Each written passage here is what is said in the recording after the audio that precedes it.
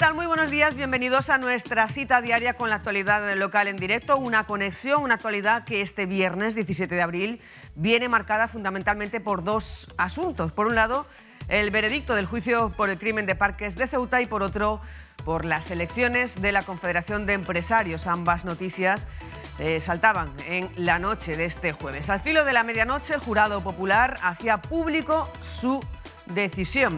Alonso Miguel, culpable del asesinato de su esposa en el crimen de Parques de Ceuta. Consideran probado que actuó de forma voluntaria y con alevosía, además de causar graves daños psicológicos a su hija y maltratar a su pareja. Tras el fallo se decretaba su ingreso en prisión a la espera de sentencia firme. La Fiscalía solicita más de 37 años de cárcel, la acusación eleva la petición a 42 y la defensa pide la pena mínima alegando trastornos mentales. Hoy en Conectados hablaremos con los abogados de las dos partes.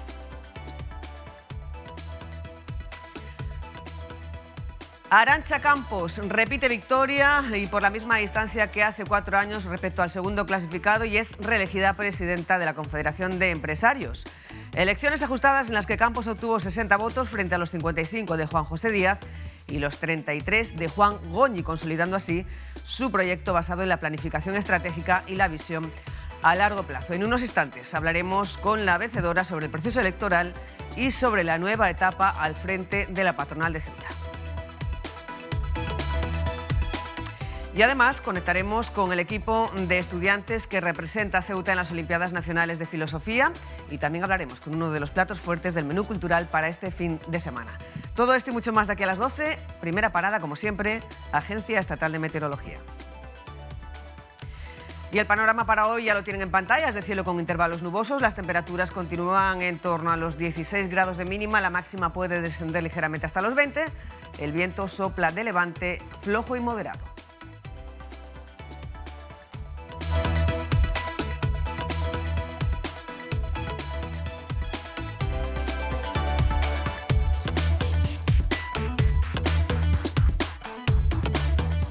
Comenzamos con la noticia de portada, la noticia del día. Al filo de la medianoche, el jurado popular hacía público su veredicto por el caso, por el juicio del crimen de Parques de Ceuta, y ha considerado al policía local acusado de asesinar a María Ángeles Lozano en 2022 culpable. Raúl Llamas, buenos días. ¿Qué tal, Susana? Buenos días. Pues efectivamente ya tenemos el veredicto, un veredicto que era leído por el portavoz del jurado popular casi a las 12 de la noche. Hay que recordar que el jurado comenzaba ayer sus reuniones sobre las 9 de la mañana. Hacían un receso para comer en un restaurante de la ciudad. También nos comentan que alrededor de las 6 de la tarde pedían visionar de nuevo las periciales de la defensa. Y como bien has comentado, pues un poco antes de las 12 ya el portavoz del jurado leía un veredicto que, como has comentado, considera al marido de María Ángeles, a Alonso, lo considera culpable de asesinato, un asesinato voluntario, según ha dicho, y también lo considera culpable de otros delitos, como el de maltrato habitual, así como el de causar lesiones psíquicas y atentado contra la dignidad de su hija. Una vez que fue leído el fallo por el portavoz del jurado, pues los funcionarios del Cuerpo Nacional de Policía acompañaron a Alonso a la cárcel, a Fuerte Mendizábal, donde ya ha dormido esta noche. Susana, y si te parece, vemos a continuación una información donde vamos a escuchar cómo el portavoz del jurado leía el veredicto y consideraba a Alonso culpable de 4 delitos. Al filo de la medianoche, el jurado daba a conocer su veredicto. El policía local ha sido considerado culpable de haber matado a María Ángeles hace 4 años en su casa de Parques de Ceuta. Pero no solo se le considera culpable de asesinato, sino también de otros delitos como el de maltrato habitual, así como de lesiones psíquicas y contra la integridad moral de su hija. El veredicto del jurado es el siguiente. Por lo anterior, los miembros del Tribunal del Jurado encuentran a Alonso Miguel González Domínguez culpable de haber matado de forma voluntaria y alevosa a su esposa María Ángeles Lozano Sánchez. Los miembros del Tribunal del Jurado encuentran a Alonso Miguel González Domínguez culpable de haber causado de forma voluntaria lesiones psíquicas o somáticas graves a su hija María González. Los miembros del Tribunal de Jurado encuentran a Alonso Miguel González Domínguez culpable de haber causado de forma voluntaria un atentado grave a la dignidad de su hija María González. Los miembros del Tribunal de Jurado encuentran a Alonso Miguel González Domínguez culpable de haber maltratado de forma psicológica a su esposa María Ángeles Lozano Sánchez durante su matrimonio. Muchísimas gracias a los miembros del jurado por su excelente trabajo. Les tengo que agradecer su presencia y su colaboración. El jurado ha decidido que el acusado no presentaba ninguna alteración psicológica en el momento del asesinato y que actuó con plena conciencia y control de sus actos. Tras el veredicto se ordenó su detención inmediata y traslado a la cárcel de Mendizábal. El magistrado Luis de Diego Alegre deberá ahora dictar sentencia, imponer la pena que corresponda y decidir si la ciudad autónoma es responsable civil por no haber controlado la salud mental de uno de sus empleados. La defensa va a recurrir de nuevo al TSJA, un tribunal que ya anuló la vista anterior por un déficit de motivación. Recordar que en el anterior juicio se le impuso una pena de 35 años y medio de cárcel, 22 y medio de ellos por el asesinato de su mujer. Bueno, pues como les decimos hoy en Conectados, vamos a hablar con los dos abogados, con los abogados de las dos partes, y estamos en condiciones ya de saludar al abogado de la acusación particular, Javier Cavilla. Buenos días. Hola, buenos días. Muchísimas gracias por atender a Conectados. Al filo de la medianoche conocíamos el veredicto. El jurado popular ha decretado la culpabilidad del acusado. ¿Qué valoración hacemos de este veredicto? Bueno, pues la valoración no cabe hacerla de otra forma que no sea, bueno, pues de un agradecimiento y un totalmente conforme y contento con el resultado. El resultado es el que desde un inicio veníamos manteniendo y veníamos buscando.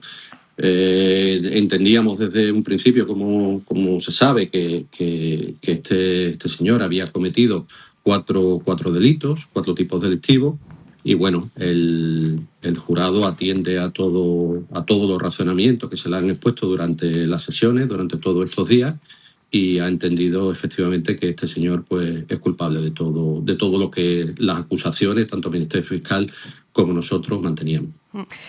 Como bien dice, el jurado ha considerado que el acusado no solamente es culpable de asesinato de su esposa, considera probado que actuó de forma voluntaria y con alevosía, y además de causar graves daños psicológicos a su hija y de haber maltratado de forma continuada a su pareja. Era una de las conclusiones que transmitía usted al finalizar este juicio. Señalaba que había habido 2 víctimas ese 14 de marzo del 2022. Sí, efectivamente, como lo que manteníamos nosotros, que bueno, con ese hecho, con ese disparo letal que llevó a cabo el acusado, bueno, al mismo tiempo que estaba quitándole la vida a la que fue su esposa, pues bueno, estaba causando unos daños graves y unas secuelas enormes de por vida a la persona que más se supone que debía querer, ¿no? Que es su hija, y a quien más debía de cuidar. Entonces, bueno, entendíamos que esa actuación, al margen del asesinato, al margen de haber quitado la vida a su esposa, pues también tenía que tener un reproche penal en cuanto a los daños irreparables que le estaba causando a su hija. Y ese ha sido el argumento que hemos mantenido durante todo el juicio. Todavía no hay sentencia firme. La defensa ya ha anunciado que va a recurrir. Este juicio es una repetición del juicio que se celebró el año pasado. El Tribunal Superior de Justicia de Andalucía lo canceló, lo anuló por unas anomalías. ¿Qué recorrido espera que tenga ahora? La defensa entiende que el veredicto no tiene motivación, no está motivado. ¿Qué diferencias entiende que puede haber con respecto al anterior? ¿O o teme que vuelva a ocurrir lo mismo que en el anterior juicio? A ver, en el plano jurídico el derecho al recurso siempre genera incertidumbre. Es decir, nadie puede estar seguro 100% de que una sentencia dictada en primera instancia no puede ser modificada, revocada en instancias superiores. Eso es una evidencia, es más, es un derecho y es una garantía que toda persona condenada tiene, ¿no? Y de hecho, pues bueno, es lógico que la defensa no esté de acuerdo y recurra. Ahora bien,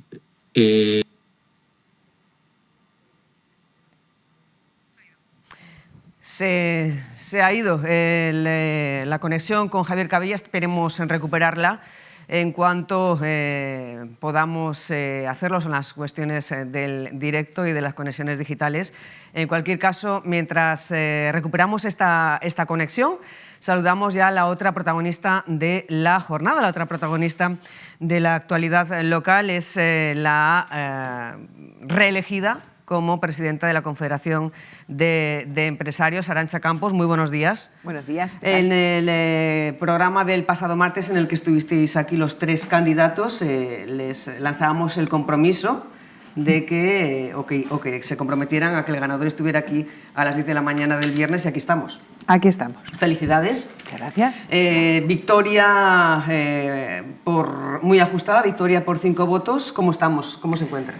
Pues es lo habitual. La otra vez también gané por 5 votos, entonces bueno, empieza a ser una costumbre. Pero bien, la verdad es que bien, hemos descansado porque ha sido un poco lío esto de las elecciones. Yo por lo menos no estoy acostumbrada.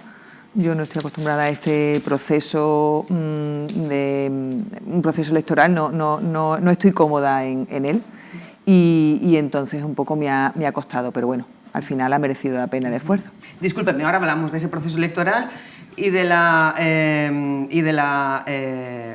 su nueva etapa, de la etapa que se abre ahora mismo. Teníamos de nuevo la conexión con el abogado de la acusación particular, hemos vuelto a perderla. Decíamos que una victoria ajustada, 60 votos, 55 Juan José Díaz, Juan Goñi 33, y es la misma diferencia que en las anteriores elecciones, 5 votos, en ese caso habían sido 72 votos a su favor y 67 votos al segundo de los candidatos. En esa ocasión había 2 candidatos, Karim Bulais. ¿Qué lectura hace de ambos procesos, que las 2 veces sea por 5 votos? De la participación ha sido muy similar, entonces... Sí, un poquito más alta, claro, al haber un candidato... 3 participantes más. 148 participantes en las actuales, 145 en las de 2022. Bueno, sí, no. Sí, es la misma forma.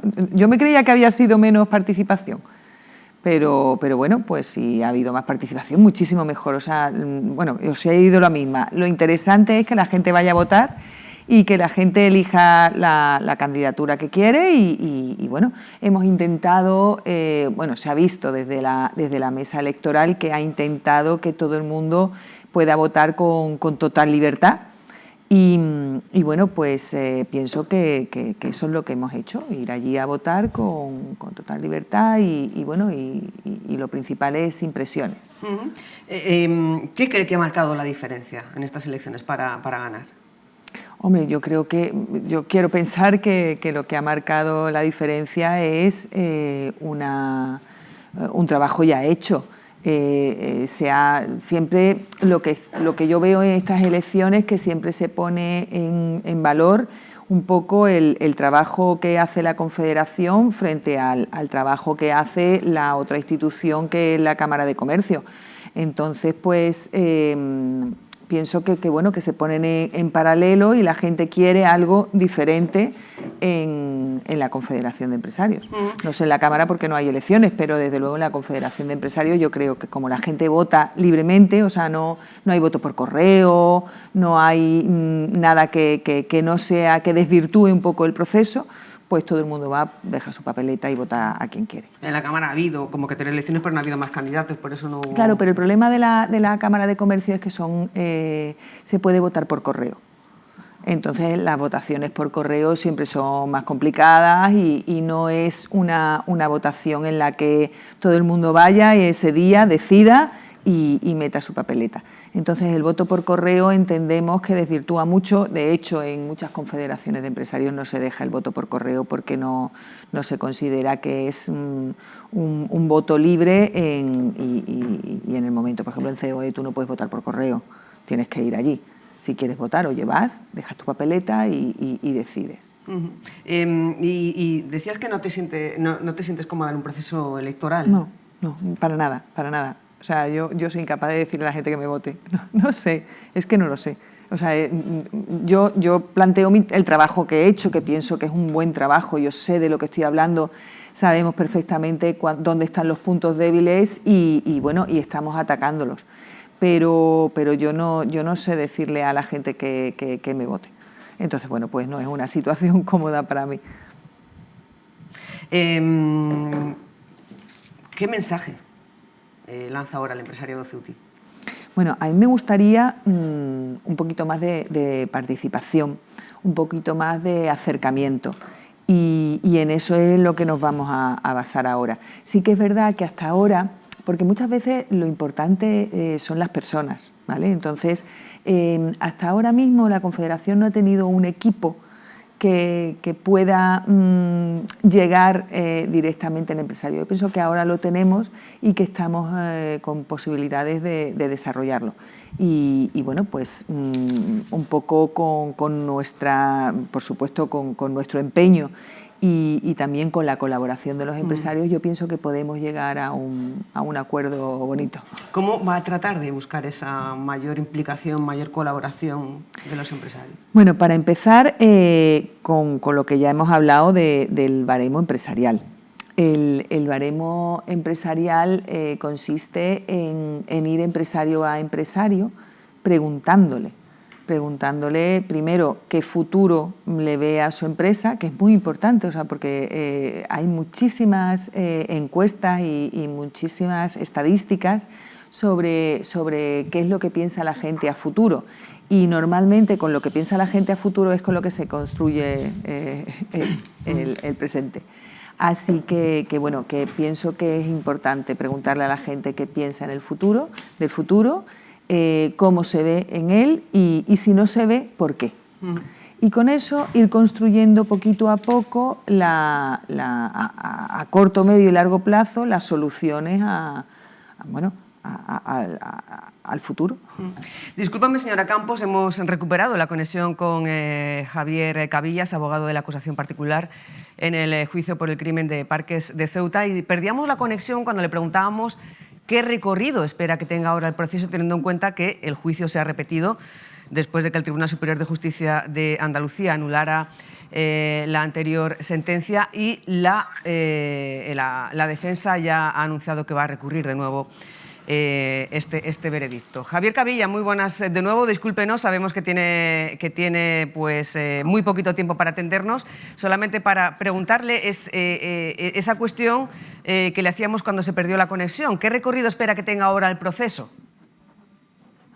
Sí, disculpad, que es que ha entrado una llamada y se ha cortado. Sí, lo que decía era que, bueno, que es evidente que cualquier tipo de recurso genera una incertidumbre en cuanto a si esa resolución va a ser modificada o va a ser alterada de alguna forma.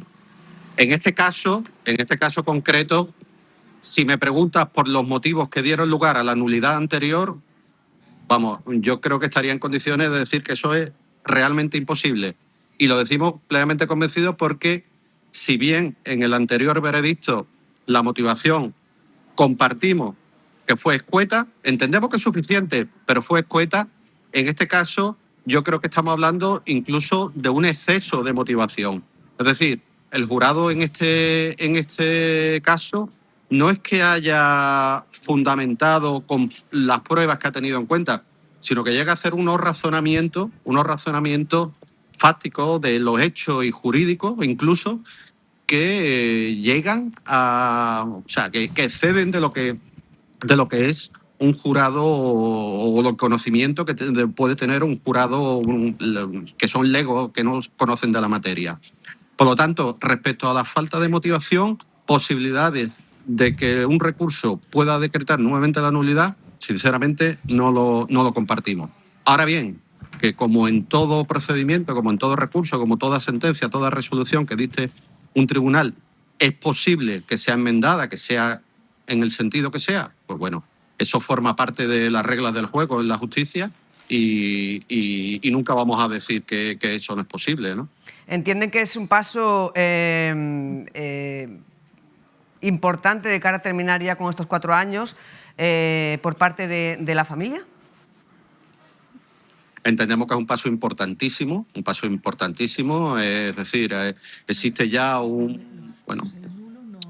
al igual que la otra vez, pero en este caso como hemos dicho, como hemos mantenido, con una motivación excelente por parte del jurado, y entendemos que los hechos han quedado meridianamente, o apabullantemente, según nuestro criterio, probados, y sinceramente, podrá haber alguna modificación en cuanto a algo accesorio. No decimos que no, esa posibilidad existe, pero entendemos que el núcleo del procedimiento, todo lo que son las bases principales, entendemos que están sobradamente acreditadas, sobradamente probadas, y el jurado así lo ha entendido, y sinceramente dudamos que un tribunal superior pueda pensar otra cosa. ¿Qué espera de la sentencia del juez?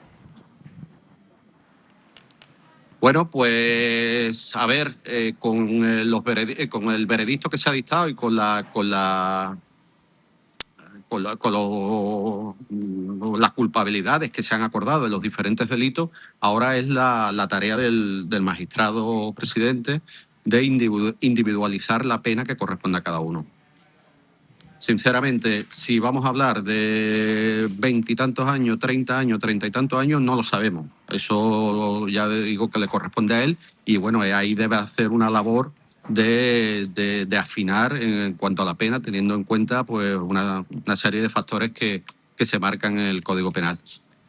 No lo sabemos exactamente, no podríamos concretar, pero lo que sí tenemos la convicción y la seguridad es de que con ese veredicto implica una sentencia con una pena muy importante que, como ya digo, años arriba, años abajo, sinceramente va a ser, entendemos, de tal calibre que tampoco es nada relevante. Javier Cavilla, abogado de la acusación particular en el caso, muchísimas gracias por atendernos. Sabemos que tiene prisa. Gracias a vosotros. Así que ya Muchas gracias. Le dejamos. Muchísimas gracias por su conexión. Muchas gracias. Veremos, a ver, la sentencia del magistrado. Recuerden que la Fiscalía solicita una pena de 37 años y medio, la acusación particular lo eleva hasta 42 y, por su parte, la defensa alega trastornos paranoide y bipolar y solicita, en caso de condena, la pena mínima de 15 años. En unos instantes conectaremos también con la abogada defensora de la causa. Y seguimos con la otra protagonista del día, insistimos, Arantxa Campos, reelegida presidenta de la Confederación de Empresarios en un proceso electoral muy ajustado en el que venció por 5 votos a Juan José Díaz, que obtuvo 55, mientras que Juan Goñi obtuvo 33. En total, 148 empresarios que han participado, y ahora le estamos preguntando por las prioridades que va a establecer en esta nueva etapa como presidenta de la patronal, ya que repite después de 4 años haber siendo ya la responsable de la Confederación de Empresarios. ¿Cuáles son las prioridades a partir de ahora? Bueno, hemos hablado de hablar con los empresarios. Otra prioridad que a mí yo creo que nos debemos plantear en esta legislatura, tanto mi equipo como yo, es la de ir buscando un sustituto, porque pienso que, como hablamos en el debate, yo pienso que para ser presidente de la Confederación tienes que haber vivido la Confederación, tienes que tener mucho conocimiento de cuáles son los problemas de los empresarios y tienes que haber trabajado en ellos. Entonces, creo que es importante empezar a buscar una persona que se pueda hacer cargo dentro de 4 años y que conozca perfectamente desde dentro la organización, conozca desde dentro los problemas de los empresarios de Ceuta y vaya formándose para luego llegar a una elección y que la gane con conocimiento de causa, sabiendo perfectamente dónde se mete. Que está pensando en buscar ya otro presidente de cara dentro de 4 años. Exactamente. Yo pienso que las sucesiones hay que buscarlas siempre con tiempo. Y pienso que sería un buen plan ir pensando en un sucesor. Porque yo estos 4 años me he comprometido con todo el mundo que me ha avalado y con todo el mundo que me ha votado, pero yo otros 4 años creo que no. Vamos a ver, esto es un cargo totalmente, o sea, no se paga, no tiene sueldo. La presidencia de la Confederación de Empresarios no está pagada y a veces no está agradecida. Bueno, hoy sí que se ve que está agradecida, pero es un trabajo duro y entonces te quitas de tu familia, te quitas de tu empresa y eso es un esfuerzo y un sacrificio que yo puedo alargar otros 4 años, pero otros 4 más creo que no me va a dar. Quizá por el proceso electoral. Bueno, hoy estoy agotada, pero no tanto con el proceso electoral, sino por el día a día. ¿Cuál es? Dice que se ha comprometido con los empresarios que la han avalado primero y votado después. ¿Cuáles son esos compromisos? ¿Cuáles son las 3 prioridades inmediatas al frente de esta nueva etapa? Bueno, pues la primera es el barómetro de confianza empresarial. La segunda es ir avanzando, yo creo que está encauzado, pero desde luego hacer el seguimiento absoluto y sin tregua de la planificación estratégica y ir un poco solucionando los temas que hasta ahora no se han podido solucionar. Por ejemplo, teníamos el otro día el informe que hicimos a la Comisión Nacional de la Competencia. Nosotros llevamos 1 año trabajando con ese informe. Ese informe no es un informe que llega y que dices tú, bueno, pues he hecho un huevo a freír, no. Por poner en contexto, denuncia que trabas aduaneras estructurales con un sobrecoste de 23 millones de euros. Explíquenos por qué se produce eso y cuáles son las medidas que plantean para evitar esas pérdidas. Pues mira, o esos sobrecostes. En principio, todos esos cálculos son cálculos que están ya determinados. Hay cálculos que se determinan cada vez que un camión se tiene que esperar 1 hora, ese cálculo de esa espera de ese camión está cuantificado. Entonces nosotros hemos hecho una cuantificación de todo lo que en un proceso aduanero y sobre todo en el proceso aduanero de Ceuta con Algeciras, lo hemos cuantificado y da esa cifra. Eso supone no solo de entrada de mercancía, sino también de salida, porque es que la gestión de stocks es que es imposible en Ceuta. En Ceuta tú no puedes traer un stock y si no lo has vendido lo devuelves o coger y decir, bueno, pues tengo una cantidad pequeña en el almacén porque sé que en un día voy a poder reponerlo si vendo más. Eso es imposible en Ceuta. Y nosotros estamos dentro de un mercado interior en la Unión Europea. Estamos en una unión aduanera, sí, pero en el mercado interior. Eso hay ahora mismo una disfunción debido a la normativa a la normativa principalmente y al trato que nos hace Bruselas, que es totalmente injusto. Y que con ese informe, que hemos tardado 1 año, hemos intentado valorar todos esos pasos que le puede pasar a un empresario en Ceuta y nos da esa cifra.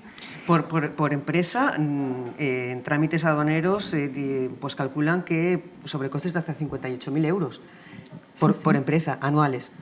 ¿Cómo se podría? Y no se trata el lucro cesante. Porque claro... ¿Y qué medidas plantean para que no se produzcan estos sobrecostes? Claro, lo hemos dicho ya. O sea, vamos a ver, una modificación normativa, que ya no sabemos cómo decirlo. Tiene que haber una modificación normativa de una orden ministerial. Las órdenes ministeriales son una cosa que firma un ministro. O sea, que no hay que ir ni al Consejo de Ministros, no hay que ir al Congreso de los Diputados, no hay que ir al Senado, no hay que ir a ¿Y qué tendría que decir esa orden? Pues ya se lo hemos dicho a todos, lo que tiene que decir esa orden. Nos falta empapelar Ceuta, con la orden. ¿Qué es? Entonces, que bueno, es técnico, ¿vale? Es una serie de modificaciones técnicas que yo ahora mismo sería incapaz de explicarlas. Pero con esas modificaciones y luego con un trato equitativo en la Unión Europea. Es que estamos en la Unión Europea, es que nos tratan como lo último de lo último de lo último. Entonces, es muy importante la planificación estratégica para ir modificando la normativa, es muy importante la oficina en Bruselas para que nos traten como deben tratarnos y como lo que somos, parte del mercado interior. Y luego, por ejemplo, el otro día, otra de las cosas, es que hay millones de cosas. Otra de las cosas que sacamos el lunes una nota de prensa es lo del salario mínimo interprofesional y el plus de residencia. Es que el delegado del Gobierno ha ido a pedir a Madrid que se pague el salario mínimo interprofesional y que se aplique además el plus de residencia. Eso es una barbaridad. Eso es una barbaridad. Lo mires por donde lo mires. Nosotros hemos hecho un informe y son millones de euros lo que puede costar eso. En Ceuta el empresariado no está para que nada le cueste millones de euros. Entonces yo no entiendo a qué estamos jugando. Yo no sé si no soy capaz de reflejar la realidad que pueden llegar a tener esas medidas, pero es que es uno parar, es uno parar. Le preguntaba por las 3 prioridades inmediatas, me señalaba el barómetro empresarial, el plan estratégico, ¿y cuál sería la tercera? Pues un cúmulo de medidas relacionadas con lo del salario mínimo interprofesional, lo de las bonificaciones de la seguridad social. Bueno, es que hay tantas cosas. ¿Tiene la mano tendida a los otros 2 candidatos o a las otras 2 candidaturas, equipos de candidaturas, teniendo en cuenta que, por ejemplo, Juan José Díaz bueno, pues, quería o pretendía una confederación más abierta al empresariado y más activa, y Juan Goñi utilizar otras vías, picar otras puertas para conseguir las reivindicaciones tradicionales que lleva teniendo el tejido empresarial desde hace años, reivindicaciones antiguas. Decía buscarlo de otra manera y picar en otro sitio. Ahora acaba de hablar de una reivindicación ministerial. No, acabo de una reivindicación ministerial que llevamos reivindicando yo creo que 3 años. Pero bueno, vamos a ver, todo lo que sea aportar a mí me parece estupendo. Sí, vamos a ver, si cuanto más se aporte, mejor. Y las ideas, la colaboración con la Cámara, a mí me parece estupenda. Y pienso que todos deberíamos aportar. Además, cuanto más aporte el resto, menos tengo que trabajar yo. Así que, por una simple razón egoísta, pienso que sería muy interesante que todo el mundo aportase, pero que todo el mundo aportase con conocimiento de causa. O sea, hay que saber primero hay que saber a qué puertas has tocado, ya, y luego valorar cuántas más puertas puedes tocar, pero si tú no has ido y tú no sabes cuántas puertas hemos tocado, difícilmente vas a poder saber cuántas te quedan por tocar.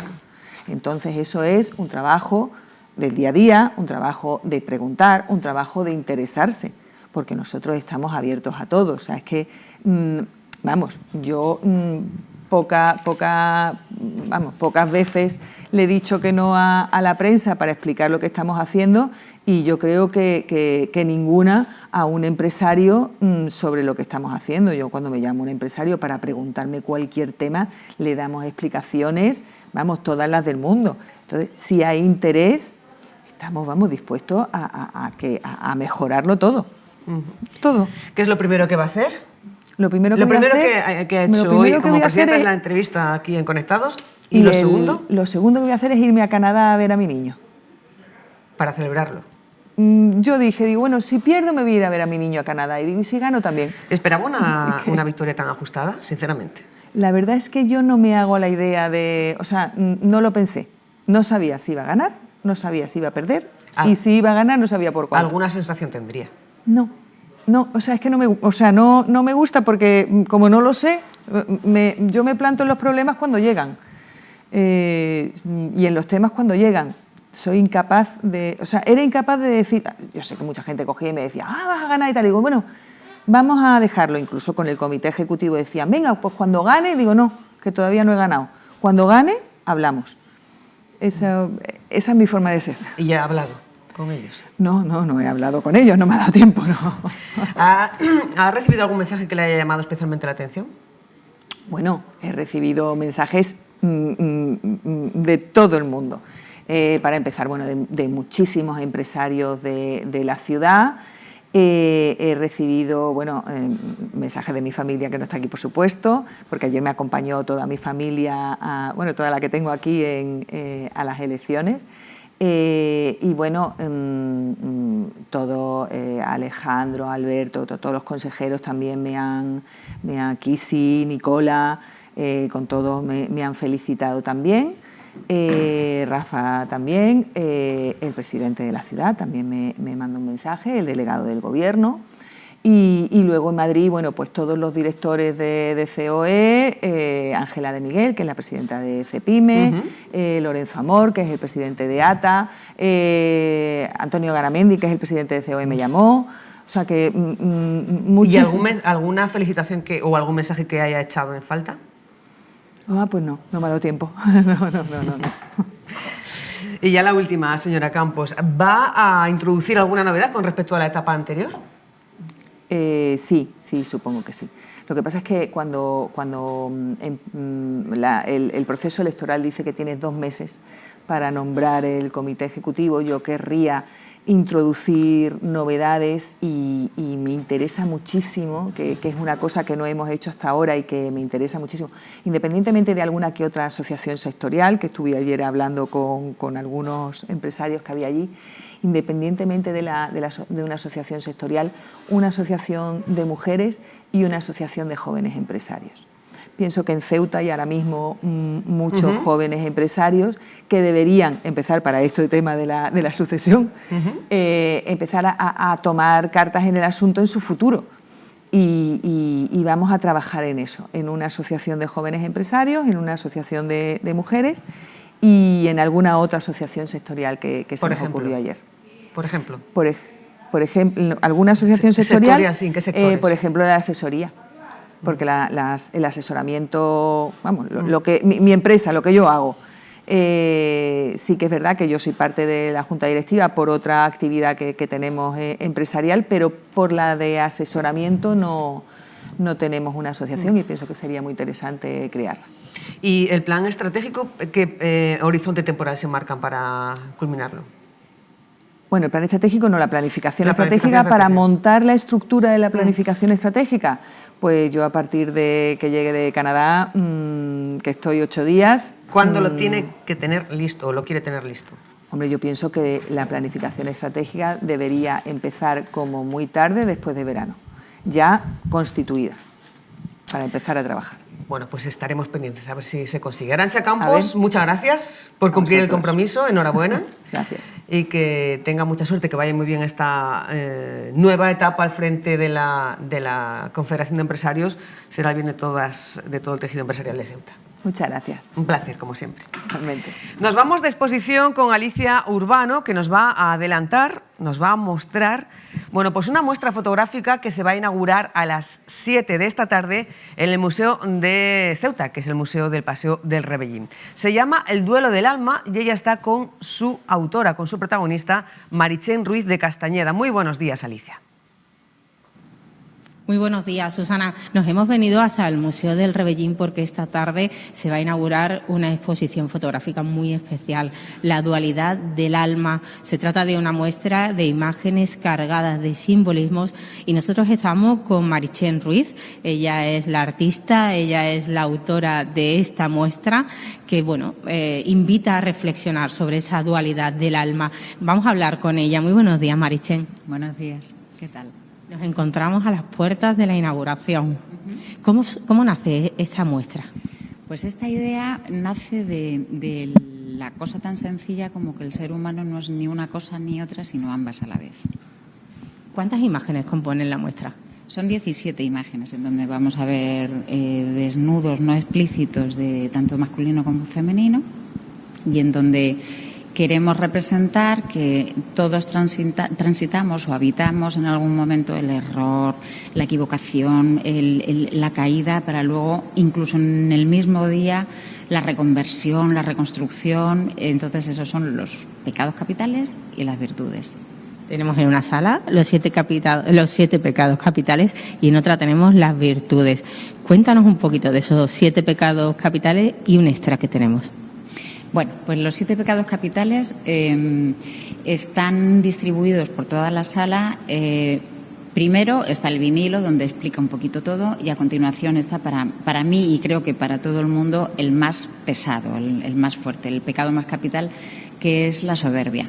El que teníamos a mis espaldas cuando hemos empezado la conexión. Efectivamente. Me ha hecho mucha gracia la idea de hacer una ramificación, porque no es pecado como tal, pero sí es como la hija o la ramificación de la soberbia, la vanidad. Entonces están enfrentadas. Por eso son 8 pecados capitales, que no son reales, en realidad son 7, lo sé, pero me hizo gracia hacer esa hija, esa pequeña hija que es tan importante y que además en la sociedad en la que vivimos ahora mismo es como que pesa bastante. A continuación pasamos al resto de los pecados según la importancia que yo le doy. O sea, al lado de la soberbia tenemos la ira, que creo que es muy potente también. Tenemos la envidia tan dañina y tan tremenda. Y bueno, así sucesivamente hasta que ya hacemos la ruptura general de esa caída del ser humano para la reconversión, que es en la siguiente sala. Y nos vamos a las virtudes, empezando por la fortaleza.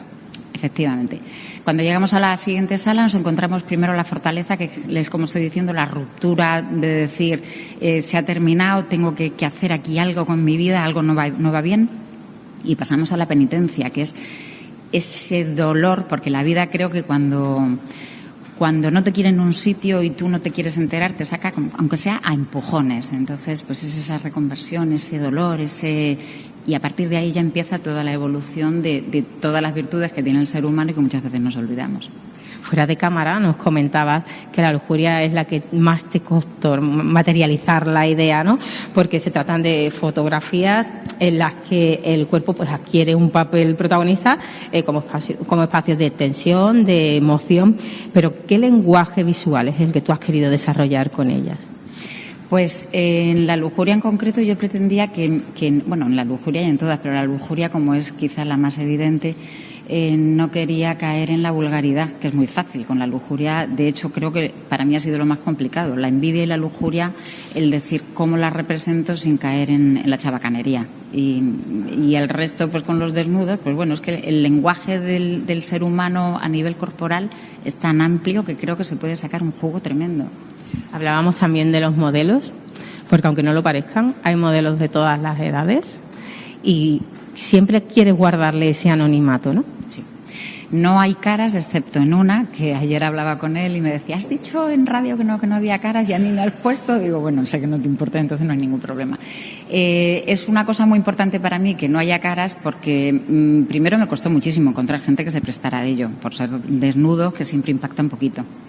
Y luego porque hoy te puedes prestar a ello y mañana o dentro de X tiempo pues decir, mira, me arrepiento de haber hecho estas fotos porque mi cara está y porque no me apetece. Y entonces es también una manera de que no haya nombres ni apellidos y la gente no busque ese morboseo de decir, bueno, esta es fulanita o este es menganito. No, quiero que se vea mi obra, quiero contar lo que yo, a nivel imágenes, porque creo que el artista tiene que poder tener ese poder de con una imagen que el espectador entienda lo que estás diciendo. Si lo tengo que explicar es muy complicado. Es decir, bueno, aquí todo el mundo es artista. Entonces, a ver si viendo simplemente lo que van a ver y con el pequeño título, la gente interpreta lo mismo que el artista ha querido en este momento.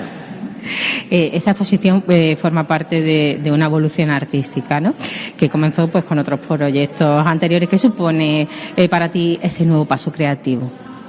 Pues van muy de la mano unas con otras. Empecé con Esencia, que también son todo desnudos, menos una que son los sentidos, pero todas van muy vinculadas porque es como la evolución del ser humano. Primero el cuerpo humano relacionado con la naturaleza y con cosas muy primarias, todo el entorno que le rodea es muy primario, rocas, piedras, plantas, pieles, animales. Los sentidos fue, pues eso, el con gestos y con movimientos explicar un poquito lo que un ser humano puede llegar a sentir, y ya caemos en esta que es lo que sientes dentro, lo que de pronto, la ebullición que hay dentro de un ser humano y esa explosión de decir, unas veces soy esto y otras veces soy lo otro, pero en realidad soy esto. Además, el trabajo, esta muestra es especial, ¿no? Porque nos comentabas también como que había sido un trabajo en equipo, un trabajo familiar, que incluso los marcos, los passepartout, los habéis hecho vosotros mismos. Sí, todo. Es que he tenido el problema de que aquí en Ceuta ahora mismo no sé si estaban en obras o estaban cerrando, pero no había manera de que me hicieran los passepartout, y entonces nos lanzamos, toda la familia, a ayudar, porque siempre es así. Desde la idea que fue el combinar los pecados capitales con las virtudes, fue de mi hijo el pequeño, que dijo, mamá, pues ¿por qué no las metes dentro y que sea una lucha entre uno y otro? Y me encantó la idea y dije, contraponerlas, ¿no? Sí, para adelante. A los marcos que me ha ayudado mi marido, a los passepartout que me han ayudado mis hijos. Por eso es que no es perfecta, la exposición no es perfecta, tiene miles de imperfecciones exactamente igual que el ser humano. Pues nada, ya solo nos queda invitar a los ceutíes a esa inauguración que es esta tarde. ¿Qué mensaje les quieres hacer llegar, Marichen? Pues que no quiero que vean esta exposición, que los pecados no sean condenables ni las virtudes sean lo que necesitas ensalzar ni alcanzar, que sepan que somos esto y que no hay juicio ninguno. Ya está. Pues muchísimas gracias por acompañarnos en esta mañana y mucha suerte para la inauguración y para estos días que restan.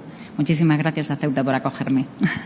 Pues, Susana, desde aquí invitamos a todos los ceutíes a acudir esta tarde a la inauguración, y quien no pueda hacerlo, pues tiene hasta el 15 de mayo para disfrutar de estos pecados y de la contrapartida, ¿no?, de esas virtudes aquí en el Museo del Rebellín.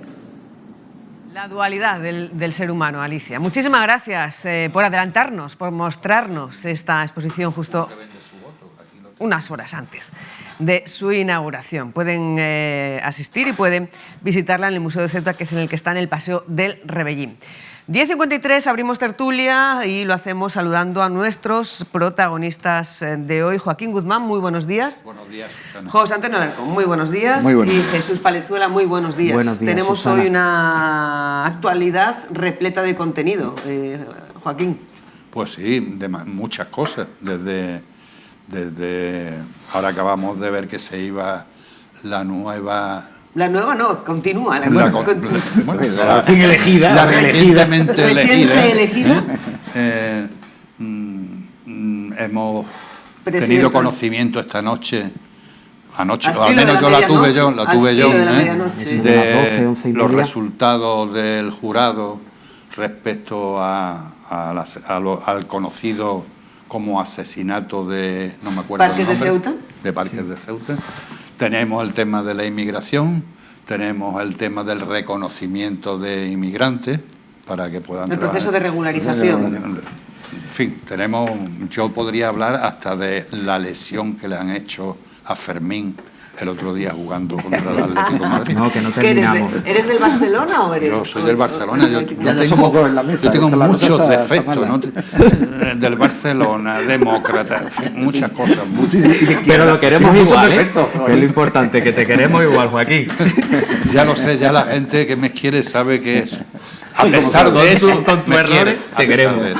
Pero sí, no, es verdad, hablando en serio, hay muchísimos temas y mucho debate. Entonces, yo me someto a la moderadora. Ya me diréis por dónde queréis empezar. Si queréis, vamos pensándolo, porque también tenemos un viaje. Nos vamos ahora hasta Ciudad Real.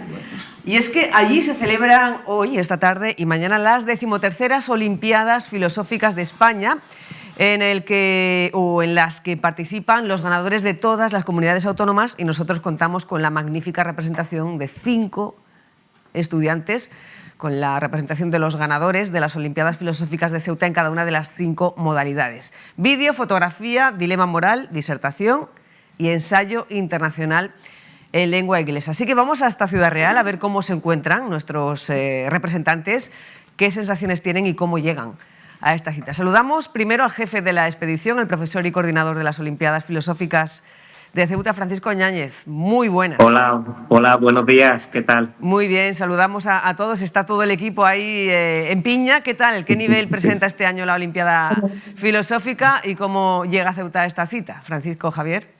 Muy bien, yo creo que Ceuta siempre hace un papel espectacular. La verdad es que todos los años, ya hasta la sexta edición de la Olimpiada, que los alumnos de Ceuta viajan a otras partes de España para participar en lo que es la Olimpiada Nacional. Y la verdad es que siempre llevamos a unos alumnos espectaculares y este año también, a ver si tenemos suerte y nos llevamos algún premio. ¿Qué destacaría del trabajo de estos 5 estudiantes de cara a la Olimpiada Nacional? Bueno, yo destacaría, en primer lugar, la preparación que sus profesores le han dado durante este curso y en años anteriores, y también el esfuerzo que ellos han puesto. La verdad que, al menos durante el viaje de ayer, que fue largo, me han estado dando un montón de ideas de las lecturas que han tenido durante estos últimos días, de la preparación que tienen, y son chicos que van muy preparados, la verdad. Este año el eje es la locura Don Quijote en tiempos modernos. Hay, como decimos, 5 modalidades, así que si te parece, Francisco, Javier, vamos a preguntarles a ellos cómo han enfocado este tema desde su modalidad correspondiente. Muy bien. Sara Sánchez, alumna del 7 Colinas y que participa en la modalidad de vídeo. Muy buenas. Hola. Hola, Sara. Acércate un poquito al terminal desde el que estáis conectado para que te escuchemos bien.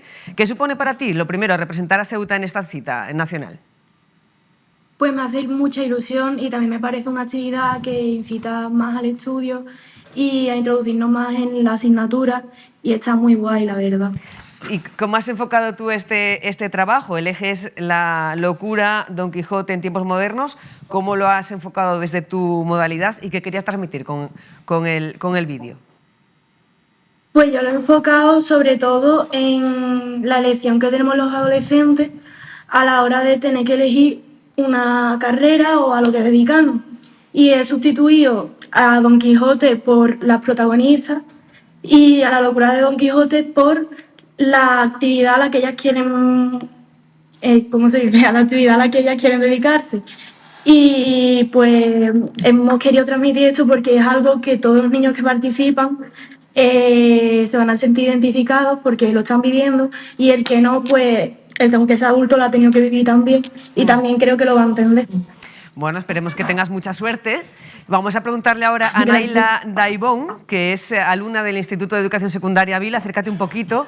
Ella participa en la modalidad de fotografía y le hago la misma pregunta. ¿Qué supone para ti representar a Ceuta en una cita nacional y cómo has enfocado ese eje de las Olimpiadas Nacionales, la locura Don Quijote en tiempos modernos, en tu modalidad en fotografía? Pues para mí estar aquí ha sido una fantasía, en verdad, porque no me esperaba ganar, aunque la verdad que me lo he preparado bastante. Y bueno, que ha sido un orgullo para mí y para mi familia y también para mis profesores. Y lo que he querido representar con mi fotografía es el juicio que hace la sociedad hacia el loco, que lo excluye de lo que se supone que consideramos normal y lo aparta de la sociedad como si no fuera de nuestro grupo. Y nada, que eso mismo. Esperemos que lo entiendan así de bien, como nos lo has explicado, y que tengas muchísima suerte también en estas Olimpiadas. Y tu compañero Elías Hernández, que es del Instituto de Educación Secundaria Luis de Camões, participa en la modalidad de dilema moral. Elías, muy buenas. ¿Qué supone para ti representar a tu ciudad, a Ceuta, en una Olimpiada Nacional? ¿Y cómo lo has enfocado, el eje de la Olimpiada desde tu modalidad? Pues es muy interesante en todos los aspectos, pero estoy ahora muy nervioso porque no he venido aquí solo por estar. Entonces me he esforzado y pues espero que pueda que se quede en el segundo puesto o en tercero. Sí, ¿cómo lo has enfocado? ¿Cómo lo has enfocado? Pues estudiando mucho y practicando. Uh-huh. ¿Y esperas conseguir el segundo puesto o el tercero y no el primero? Es que, sinceramente, todos aquí son muy buenos y si me pongo a pensar en el nivel que hay afuera y la cantidad de gente que hay con la que han competido, pues es muy, muy imposible que lo consiga. La verdad. No, sí. Nosotros confiamos mucho en el trabajo de Elia, tiene que ir motivado. Y nosotros también, esperemos que el resultado sea mejor que las expectativas que plantea. Hay que ser más optimista, Elías. Y a ver qué grado de optimismo tiene Rifat El Boudali, que es del Instituto Luis de Camões y participa en la modalidad de disertación. Acércate al terminal, por favor. ¿Qué supone para ti representar a Ceuta y en una cita nacional como esta y qué es lo que vas a exponer? Pues mira, para mí supone un absoluto orgullo poder haber representado a Ceuta en la Olimpiada Nacional de España. Esto remite a mi amor por la filosofía que tengo personal, que desde siempre me ha encantado. La filosofía es el amor por el pensamiento y supone un orgullo absoluto con el apoyo que he tenido de mis amigos, de mi familia, que llevo varios años intentándolo y era un sueño que quería conseguir antes de que terminase bachillerato, porque una vez terminase bachillerato no iba a poder volver a tener esta oportunidad de participar en esta actividad que tanto me apasiona, así que supone un orgullo absoluto para mí. La locura Don Quijote en tiempos modernos, ¿y cómo lo enfocas tú en tu modalidad, disertación? Pues mira, la disertación es una modalidad, te diría que la más complicada, porque tienes que no solo ser capaz de argumentar lo que se plantea correctamente, sino que tienes que ser capaz de problematizar lo que se te plantea. Yo lo he planteado desde un enfoque multidisciplinar, puesto que la locura se puede abordar desde muchísimas ramas, desde la moral, desde la epistemología, desde la metafísica, ciertamente desde la política. Y pues yo lo que he hecho para preparármelo es estudiar un montón de autores, un montón de posturas, he desarrollado mis propias tesis y ya según lo que me vayan a ir planteando ya veré cómo las adapto. Y tengo expectativas pues un poquito optimistas y un poquito pesimistas. Me gustaría ganar, pero no sé con lo que me puedo encontrar. Hay que encontrar el equilibrio. Exacto, el punto medio de Aristóteles. Pues muchísima suerte, Rifat, y le deseamos también muchísima suerte y vamos a preguntarle qué supone para el quinto de los representantes de Ceuta, José Carracao Fernández, alumno de Luis de Camões, y lo hace en la modalidad de ensayo internacional en lengua inglesa. Muy buenos días, José. Buenos días. ¿Qué supone para ti representar a Ceuta en una actividad nacional, aunque no es la primera vez en este caso? Bueno, para mí siempre que tengo la oportunidad de representar a Ceuta en cualquier competición, ya sea deportiva, académica o en este caso de filosofía, es un verdadero orgullo. Me llena mucho de satisfacción que hayan confiado en mí para ello. Y bueno, pues la verdad que con muchas ganas, siento que me he preparado bastante para esta ocasión y espero dejar el nombre de Ceuta lo más alto posible. Tú participas en la modalidad de ensayo internacional en lengua inglesa. ¿Cómo has enfocado el tema La locura Don Quijote en tiempos modernos en tu modalidad? Y luego, además, ¿qué supone para ti? Porque en esta modalidad en concreto, el ganador va a representar a España en las Olimpiadas Internacionales de Filosofía. Supone para mí un reto bastante grande. Bueno, el hecho de poder representar a España ya sería lo máximo para mí, sería un gran orgullo. Y bueno, es cierto que es complejo abordar ciertos temas filosóficos en una lengua que no es la tuya. Es verdad que se tiene más fluidez y se está más cómodo uno expresándose en español, pero yo creo que gracias a la preparación también que he obtenido durante estos años en academias de inglés que me han permitido tener un nivel bastante bueno, más al trabajo que yo he hecho y bueno, pues con la ayuda del profe que en temas filosóficos pues me ha ayudado un poco más también, o alguna charla que he tenido con mi padre que también me ha dado algunas ideas para este certamen, pues yo creo que voy bastante bien preparado y voy con todo a por la victoria, a representar a España, si se puede. Pues nosotros os deseamos muchísima suerte, confiamos muchísimo en vosotros, igual que el profe. Y si os parece, el lunes volvemos a conectar y nos contáis los resultados. Muy bien, perfecto. A ver si tenemos mucha suerte y ya digo, yo creo que tengo mucha más confianza que ellos, yo creo que va a salir todo estupendamente. Y nosotros esperamos que también conocéis el nivel que hay. Sí, es un nivel muy bueno, pero bueno, no tenemos nada que envidiar a ninguna otra parte de España. La verdad que nuestros chicos son estupendos, ya los conocen los profesores, ya están, vamos, y siempre nos han valorado muy positivamente. Esperemos a ver si tenemos suerte. Pues muchísima suerte desde Ceuta y gracias por representarnos. Muy bien, gracias a vosotros. Que vaya Hasta muy luego. bien. Os dejamos preparar los últimos momentos. Esta tarde ya empiezan las competiciones y van a estar bueno, pues en esa Olimpiada hoy por la tarde y mañana. Suerte, chicos. Gracias. Gracias, hasta luego. Adiós. Volvemos a la tertulia. Tenemos otro tema sobre la mesa, José Antonio. ¿Qué os parece importante este tipo de actividades para potenciar, a lo mejor, o si os parece importante, ¿no? Sí, a mí me parece el muy espíritu importante. crítico Además, de los tengo la chicos? suerte de conocer bastante de estos chicos porque hemos hecho varios debates filosóficos en la biblioteca con Yáñez, que es una persona que está permanentemente interesada en esos temas, y la filosofía es la base del pensamiento, ¿no? Y creo que el ejercerla, el aprender a disertar, a razonar, me parece esencial, ¿no? Por lo tanto, me parece estupendo que este tipo de actividades se fomenten, ¿no? Yo en este caso soy totalmente partidario, además la hemos fomentado, por lo menos en nuestra biblioteca, cuando podemos y cuando tenemos oportunidad lo hacemos. ¿Creéis que se le está dando o perdiendo importancia a la filosofía en los proyectos educativos, Jesús? Pues sí, bueno, lo primero, antes de dar respuesta a tu pregunta, yo felicitar, lo primero a estos estudiantes, que la verdad es que a mí como profe pues me da muchísima, me hace muchísima ilusión verlos a ellos, ¿no? Porque son personas que aparentemente son entregadas, con ganas y bueno, pues a priori muy preparadas porque bueno, ofrecen propuestas en cuanto al abordaje de esta temática que son súper interesantes, ¿no? Así que enhorabuena a ellos y a sus familias, por supuesto, y a su profe, que es la persona que coordina un poco esta cuestión. Así que, bueno, estamos con vosotros, ¿no? Y creo que la mesa, pues también.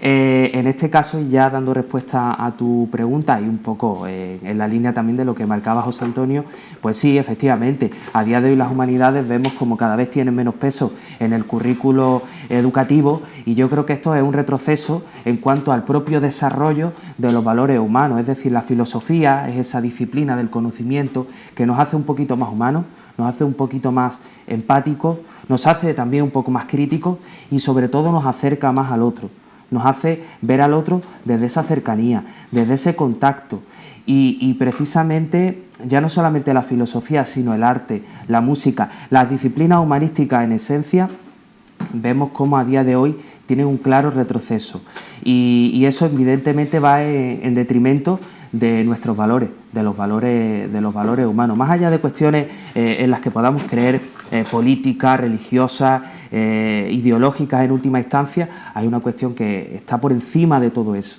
y creo que es la pura cuestión humana. Y de eso se tiene que encargar la educación y eso tiene que formar parte de los currículos y eso tiene que formar parte de los programas educativos que se llevan a día de hoy. En nuestro caso, desde la Dirección Provincial del Ministerio aquí en la ciudad, o deberían de hacerse cargo.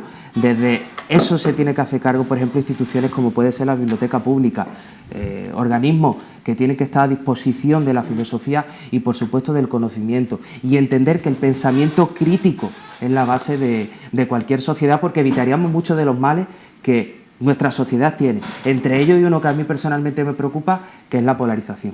Entre ellos. Uno, por mencionarlo, porque verdaderamente se podrían dar, si no solución, al menos una respuesta a como digo, muchos de los problemas que a día de hoy como sociedad y como individuos asumimos. Joaquín, ¿quieres aportar algo? Pues muy breve.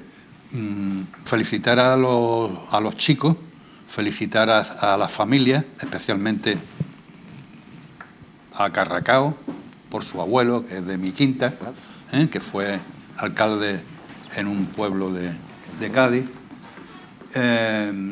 a vosotros, porque noticias como esta, poner el foco en chavales jóvenes que trabajan, que estudian, que se forman, hay que contraponerlo con la fácil propaganda que tienen los que hacen mensajes de cómo pintarse las uñas, y todos estos líderes medios audiovisuales que hoy en día tenemos, lo que se llaman los famosillos, ¿no? Les llamo yo. Los tiktokers. Los tiktokers, etcétera, etcétera. Por lo tanto, está muy bien que noticias como esta, de gente que trabaja, de gente que se forma, de gente que estudia, vean los jóvenes que es otro camino también el que hay, aunque sea más difícil a lo mejor y de llegada más trabajosa que la de los influencers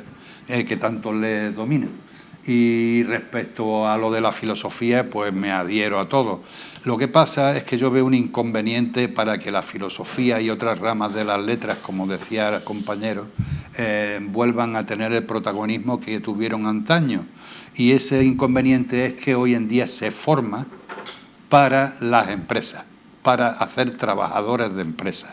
Por eso se ha cambiado los antiguos contenido, objetivo y demás, ahora se habla de competencias. Se quiere que el alumno sea competente.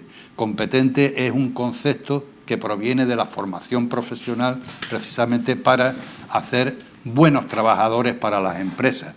Eso es difícil, contra eso va a ser difícil de que la filosofía gane el terreno que ha perdido.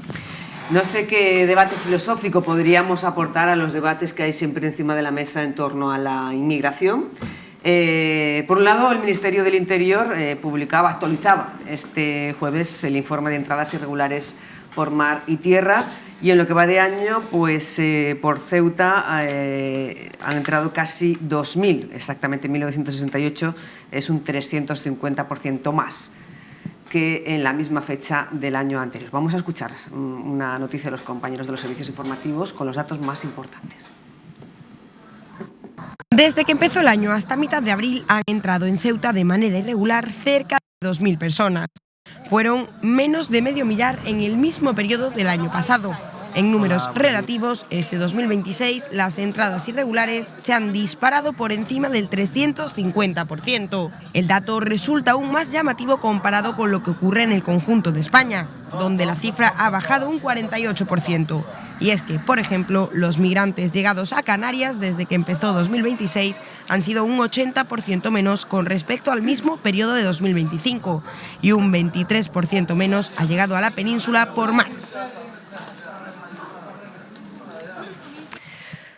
Eso en la última quincena, ya saben que estos datos se actualizan por quincenas. En la última quincena han entrado casi 150, exactamente 148, es la quincena en la que menos entradas irregulares se han registrado por interior desde que arrancáramos, desde que iniciáramos este año 2026. ¿Qué valoración, qué lectura haces de estos datos, Jesús?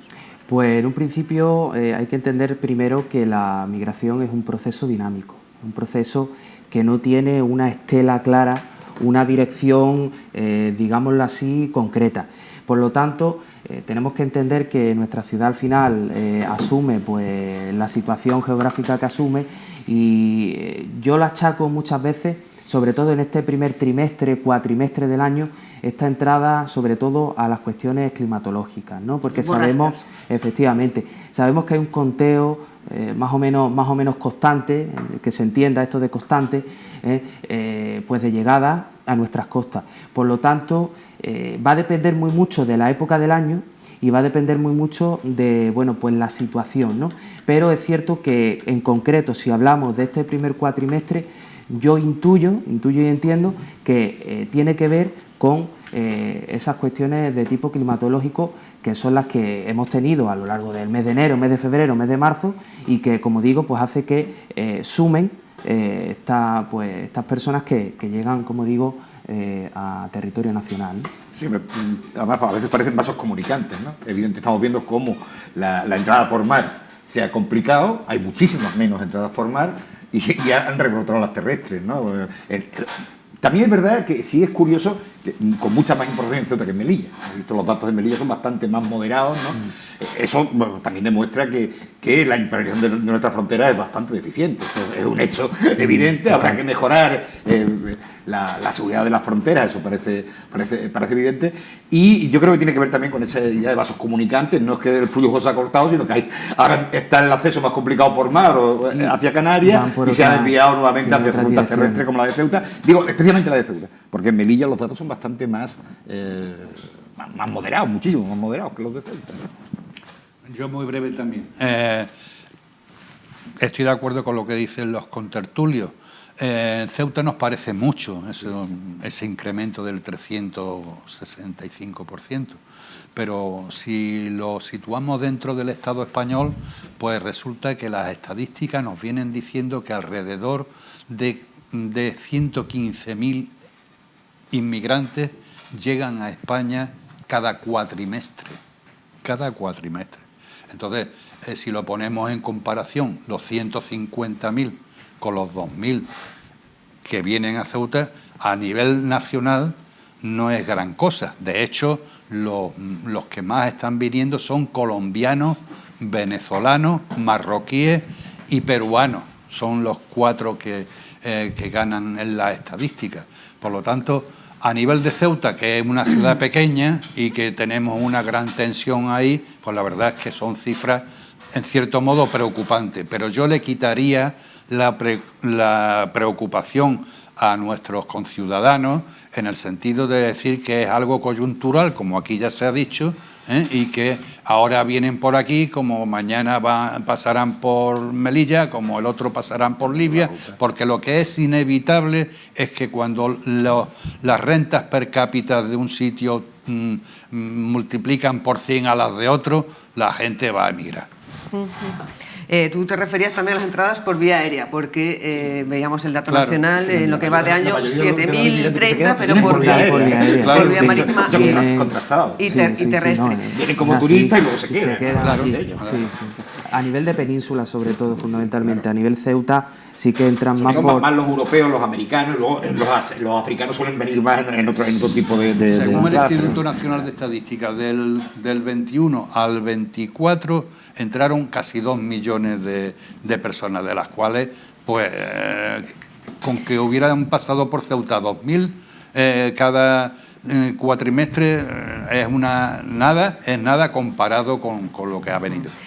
Hablando de inmigración, hay sobre la mesa ese debate debido al proceso de regularización migratoria extraordinaria que ha aprobado el Gobierno, que arrancará oficialmente el próximo lunes. ¿Qué opináis al respecto, José Antonio? Yo soy absolutamente partidario del proceso de regularización.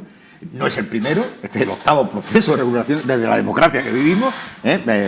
Sin ir más lejos, el último fue, creo, que en el gobierno Zapatero, porque Rajoy sí es verdad que no hizo ninguno, pero en el gobierno Aznar hubo 2, por ejemplo, ¿no? Y en el gobierno de Felipe González también hubo varios de estos procesos. Se acumulan personas que están en situación de total ilegalidad, que están trabajando, que no tienen derecho a paro, no tienen seguridad social, no tienen derecho a una vida digna, en definitiva. Hombre, parece razonable cuando está contrastado, que llevan tiempo en España, que están trabajando. Las condiciones son muy exigentes, no creáis, digan lo que digan, evidentemente ninguna persona en antecedentes penales va a ser regularizada, está clarísimo en el decreto, ninguna persona que tenga antecedentes policiales va a ser regularizada, esto es así, y lo normal es que esos 500.000 personas son personas que ya viven entre nosotros, que trabajan, lo que pasa, en muy malas condiciones, precarias, son muy vulnerables, y creo que el gobierno con esto lo que hace es cumplir, primero, el derecho internacional, los derechos humanos y aparte es que es absolutamente necesario. Nuestra demografía, desgraciadamente, no está prácticamente a cero o por debajo de cero. Sin estos inmigrantes es imposible sostener nuestro aparato productivo y el futuro de este país, ¿no? Yo soy absolutamente partidario de regularizarlo. Peor es la clandestinidad y la ilegalidad, ¿no? En ese sentido, estoy plenamente de acuerdo con el decreto que ha formulado. Entre las voces críticas señalan el efecto llamada, que puede tener un impacto en el mercado laboral en el sentido de que aumente la competencia por empleos poco cualificados. Y también hay algunas voces que dicen que deja un poco de situación o sensación de injusticia. ¿Qué opinas tú al respecto? Vamos a ver, hay que entender primeramente que la medida en sí no tiene por qué ser negativa en primera instancia, no tiene por qué ser negativa, ¿no? Ya estas voces que hablan, bueno, pues con un cierto carácter no carácter peyorativo, vamos a decirlo así, o de cierta forma, ¿no? Hay que entender que no tiene por qué ser una medida negativa, siempre y cuando se hagan las cosas medianamente bien. Me explico. Esta es una propuesta que en principio puede ser coherente, puede tener un sentido, puede tener una correspondencia, pero claro, a mí me gustaría preguntarme una cosa. ¿Cuál va a ser la vida de estas 500.000 personas después de esa regularización? Supuestamente, bueno, pues van a tener unas condiciones laborales que hasta ahora no tienen, pero claro, esto no parte solo de la propia regularización en sí, esto parte, como digo, de ese seguimiento que el propio Gobierno pienso que debería de hacer en cuanto a el establecimiento y bueno, pues la generación de un cierto estatus, porque evidentemente estas personas van a generar riqueza, ¿no? Supuestamente van a generar riqueza. Entonces, ese seguimiento del propio Gobierno o las instancias que competan, ¿no?, acerca de estas personas. Eso es importante, porque ya no solamente la propia regularización, como digo, es ese desarrollo biopsicosocial, ese desarrollo de vida de la propia persona, porque si estamos regularizando a alguien, pero luego no le vamos a dar las oportunidades laborales o sociolaborales, porque hablamos de procesos de integración o de inclusión social, me gusta hablar más de inclusión que de integración, y de la mano de una nula o escasa oportunidades laborales, si esto va a pasar, lo único que estamos haciendo es desprotegiendo a esas personas. Por lo tanto, una medida que, como digo, puede ser interesante porque, como decía José Antonio, el mercado no se sostiene. A no ser que cambiemos las políticas, el mercado no se sostiene y necesitamos, hay una necesidad. Un sector urgente. Claro, es una necesidad clara por parte de nuestro Estado. Y en este caso, pues hay 500.000 personas dispuestas o en disposición, que están aquí, que están trabajando. Pero claro, la cuestión es esa, ver si realmente desde el propio Estado o desde las instituciones, como digo, competentes, se hace un seguimiento y se le da verdaderas oportunidades de tipo sociolaboral, porque si no, estamos en las mismas.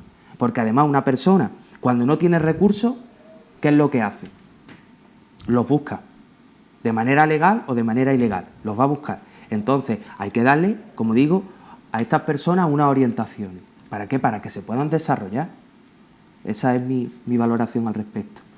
Yo pienso que es buena, como es lógico, que ya están aquí, que es de justicia, que es de derechos humanos, que ya que están en España hay que demostrarle al mundo que España acoge a quien llega, bien, aunque tenga un efecto llamada y que no duerme en bosques ni en chabolas como vivieron nuestros antepasados muchas veces, por desgracia, y además darle una oportunidad para trabajar. Yo, como ejemplo de lo que quiero decir, pongo un ejemplo que leí ayer, o que escuché, mejor dicho, ayer.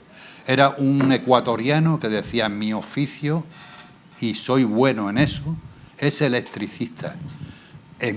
Así, sin papeles, nadie se arriesga a contratarme, vaya a ser que me dé un corrientazo, me deje frito y se le acaba la empresa y se le acaba todo el mundo del trabajo.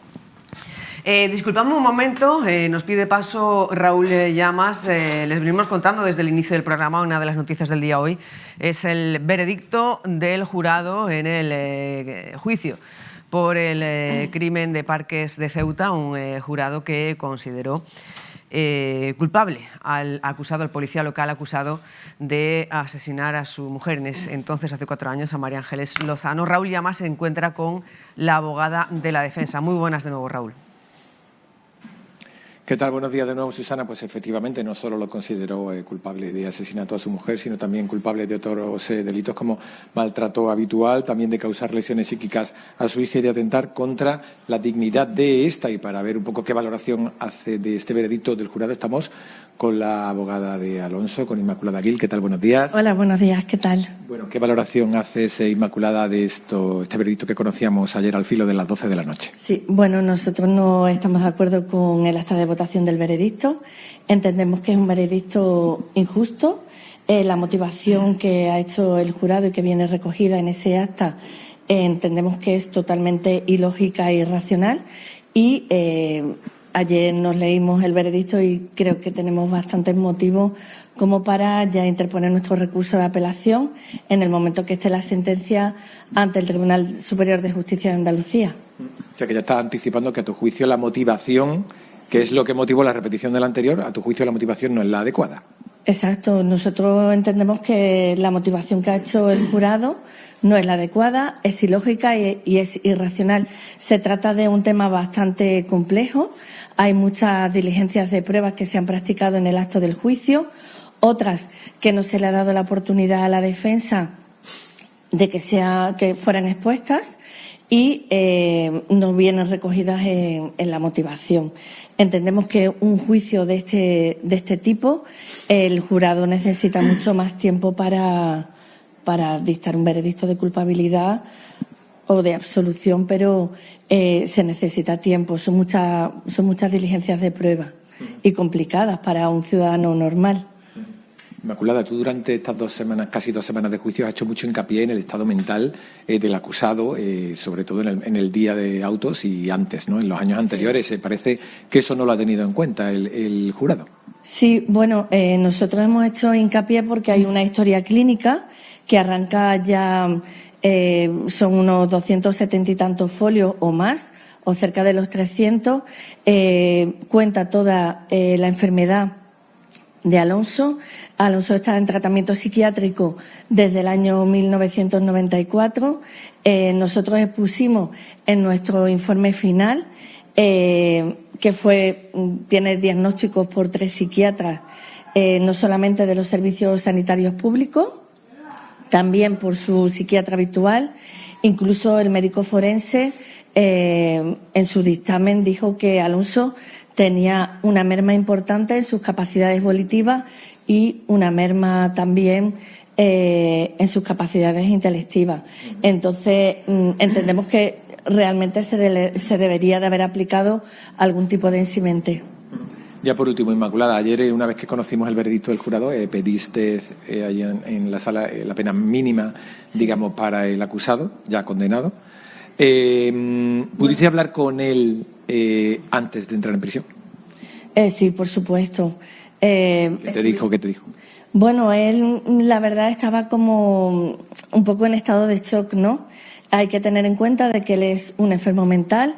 Se ha acreditado en la sala de que su enfermedad es permanente y entonces no se trata de que es una persona que, a pesar de que, bueno, que aparentemente ustedes lo puedan ver bien o callado, no sabemos qué es lo que pasa por su mente. Estaba un poco en estado de shock. Estaba en estado de shock, la verdad.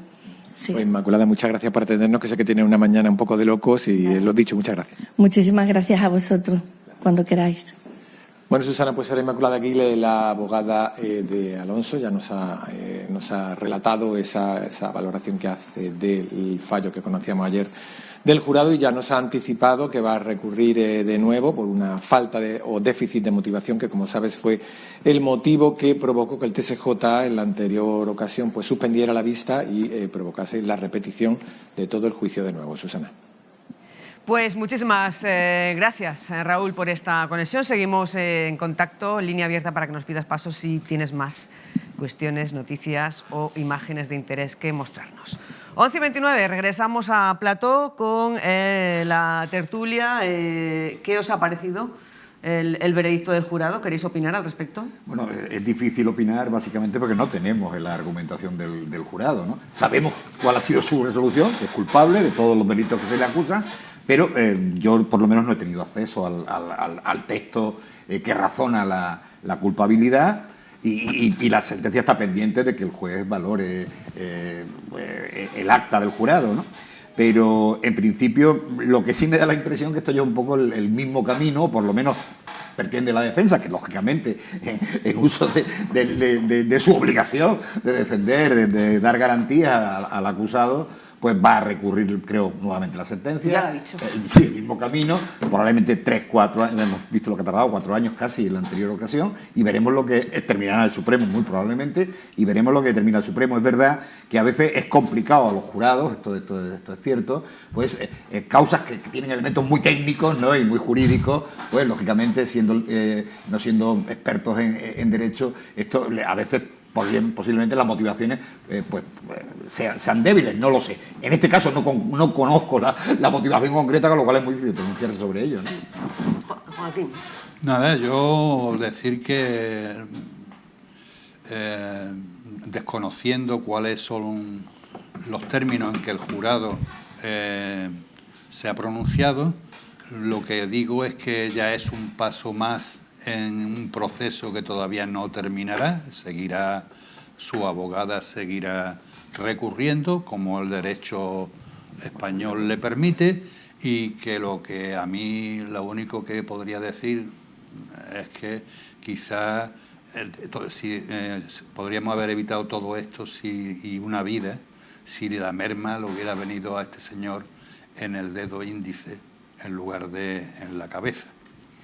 Quiero decir que con la merma o sin la merma psíquica apretó el gatillo él, y sin embargo he creído leer que acusó a la hija. Así que si ha sido así, yo desde luego lamento por la muerte de la señora, lo lamento por la hija y finalmente lo lamento también por él. Hay un debate interesante en torno a que este tipo de procesos judiciales sean juzgados por tribunal popular. Jesús.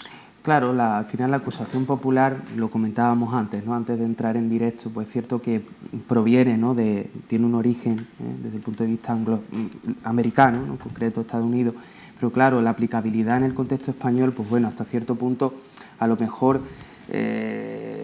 no es tan considerable, ¿no?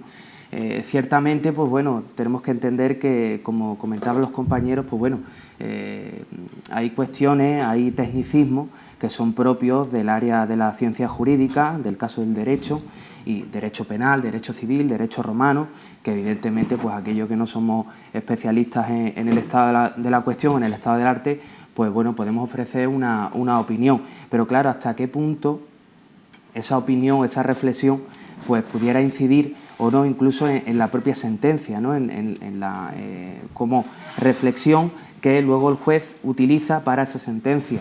Yo hasta cierto punto no creo en ella, no creo en cuanto a esa acusación popular, ¿no? o a ese elemento dentro de bueno, pues la cuestión judicial, puesto que realmente uno no sabe de todo, ¿no? O al menos pienso eso, es prácticamente imposible, salvo un par de personas en el mundo, saber de absolutamente todo, eso es muy difícil y uno no puede tener ese grado de madurez con todas las cosas, con todas las áreas del conocimiento. Entonces yo creo que, bueno, pues vamos a dejar a los que verdaderamente saben, que sean los que, bueno, pues ofrezcan una serie de acusaciones en este sentido o no, en función pues al caso que se esté juzgando. No, lo que pasa es que creo, primero, sí es verdad que ya dos jurados populares distintos marcan desde luego una tendencia clara. Los dos jurados que se han sucedido creían en la culpabilidad, ¿no? Otra cosa es que han razonado mejor o peor, ¿no? Esto es así. Sobre la ley del jurado. Evidentemente la justicia se aplica en nombre del pueblo español y, en principio, teóricamente, el pueblo español tiene derecho a participar en el proceso de aplicación de la justicia, ¿no? Pero creo que la complejidad de las normas legales es tanta que creo que eso debemos delegarlo en técnicos, desde luego, cuyas carreras son públicas y deben ser sancionadas de forma rigurosa, pero deben ser los expertos jurídicos en definitiva. Para mí, lo he estado viendo en España, estas fallas que están teniendo muchos procesos con jurados, porque además no hay vocación en muchos de los ciudadanos en participar en esos jurados, ¿no? Esa es la verdad. Entonces, para muchos es un embolado y muchas veces casi se lo quieren quitar de encima y todo el mundo que puede librar se libra, ¿no? No hay una vocación, yo no veo una demanda popular de participar en los jurados y creo que eso lo que hace es al revés, entorpece la aplicación y la larga eternamente por los continuos recursos, etcétera, ¿no? Yo desde luego sería partidario de una aplicación más profesional del derecho, conforme a las leyes. Pero dicho esto, hombre, en este caso concreto, sí es verdad que ha habido dos jurados distintos. Es verdad también que los jurados a veces pueden estar contaminados. Se lleva mucho tiempo hablando del crimen, tal, etcétera.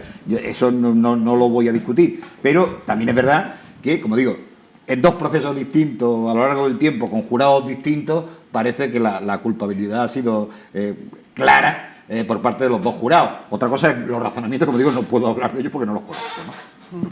Oye, ¿habéis notado la subida de precios? ¿El IPC ha subido un 3%? Yo es que no suelo hacer los gastos de casa, ¿no? Lo suelo hacer Carolina, mi mujer, la que administra los bienes familiares. No lo he notado, porque además, yo qué sé, llevo sin gastar dinero, que no... Eres ahorrativo. Sí, yo no soy nada gastoso, pero evidentemente sí, es evidente que y tiene mucho que ver la inflación con el proceso de guerra que estamos viviendo, ¿no? Y esto va a seguir subiendo si no logramos parar la guerra y aún así tardará un tiempo volver a la normalidad, ¿eh? Porque son ya un tiempo importante, no solo el petróleo, sino otro montón de productos necesarios, los fertilizantes, etcétera, que vienen desde allí y que hace que los precios estén subiendo. Si no logramos o no se logra parar la guerra, creo que la inflación va a continuar subiendo. Yo estoy de acuerdo. ¿Lo habéis notado vosotros o sois ahorrativos? Vamos a ver, yo hago la compra en mi casa, son costumbres familiares, de un tiempo para acá, desde que estoy jubilado. Y la verdad es que se nota mucho la subida de precios. ¿En qué lo notas? Pues en todo. Ya te lo comenté aquí una vez, que yo soy una persona de los años 50 y a comprar unos piñones y un puñadito de piñones te cueste 9 euros, o unas 30 castañas te cuesten 9 euros, yo lo traduzco a pesetas todavía. Y digo, pero si son 1.500 pesetas unos piñones que yo antes los cogía del bosque, que íbamos por aquí, que tenemos muchos pinos, y me ponía con el martillito a pegarle. Entonces, está todo carísimo, y yo diría que antes de la guerra, ya antes de la guerra, se veía una subida de precios impresionante. Y luego, pues ya con la guerra, pues ya ni te cuento. Y siempre digo, en ese aspecto, siempre digo lo mismo. Sí, en España, en la mayoría de los convenios, se ha introducido la cláusula de ir renovando la subida de los salarios en función de la subida del índice de precios del IPC. Por lo tanto, me parece muy buena medida y lo único que nos llevará será a que cada vez tengamos más inflación y que cada vez los sueldos sean más altos y que cada vez perdamos más competitividad. Yo no sé si en el fondo Estados Unidos eso es lo que quería, porque llevan queriendo destruir Europa ya bastantes décadas. Para Estados Unidos, Europa ha sido siempre un rival desde que Europa empezó a agruparse y ha intentado por todos los medios, esto es una tesis mía que tiene poco partidario, pero es la mía, y por eso la digo, y ha intentado de montones de formas destruir a Europa. Yo lo atribuyo desde la desmembración de Yugoslavia, la guerra de Bosnia, es decir, montones de cosas ha ido haciendo Estados Unidos, el Brexit, influyendo para que Europa no llegue a ser la gran potencia que puede ser si es una Europa unida.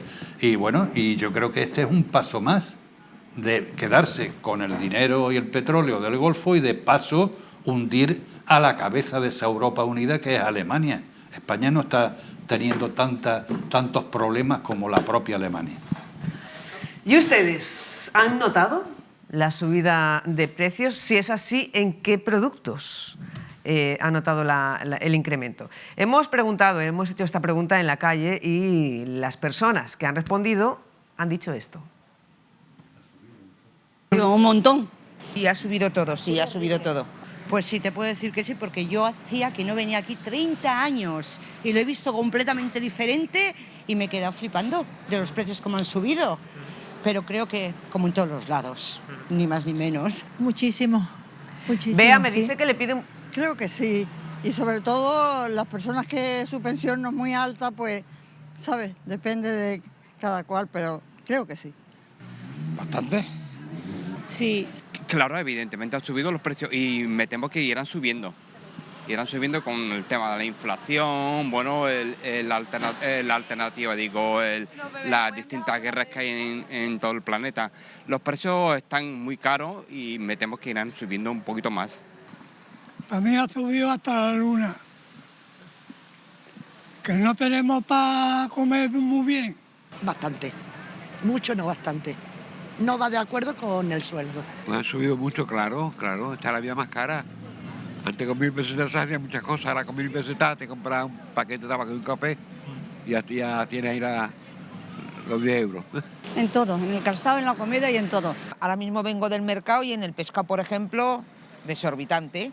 Bueno, y el gasoil ya sabemos por lo que es y la gasolina, pero bueno, sobre todo el pescado, la verdura... Hasta el pan ha subido. Demasiado. Nosotros, además, ella está aquí de Ceuta, venimos de La Rioja, de la parte del norte, y aquí hemos visto que han subido, pero de un año para otro descompensado. Los pescados mucho, porque los vi tan baratos que yo decía, ¡buah, la tierra de mi madre, que se puede comer un pescadito fresco! Pero ahora me he dado cuenta que en el mercado que están carísimos, sí. Pues yo creo que en todo es un abuso el que hay con esto de los precios. Subiendo el IPC, los sueldos estancados, subiendo un 2%, en fin, un abuso. Pero bueno, eso es lo que hay. En la comida. Sobre todo en la fruta y en la carne. Claro, todo sube. Uno sube, pues yo también subo. El de la carne sube, el de la fruta sube, el del pan sube, el de la bebida sube. No me hace... Todo los demás sube y yo me quedo quedado sin subir. Sobre todo en las bandejas de huevos, los huevos, sobre todo. Eso paga por una bandeja 8 euros y 9 euros. Cuando antes se pagaba unos 6 euros, 5 euros, según donde lo compre. Pero donde más lo he notado ha sido eso, los huevos. Y la alimentación. Pues creo que es lo más necesario, ¿eh? No tiene, a lo mejor uno que pasemos un poco más de ello, no es tanto como lo necesario. Bueno, eso es lo que nos han respondido en la calle y en la encuesta digital.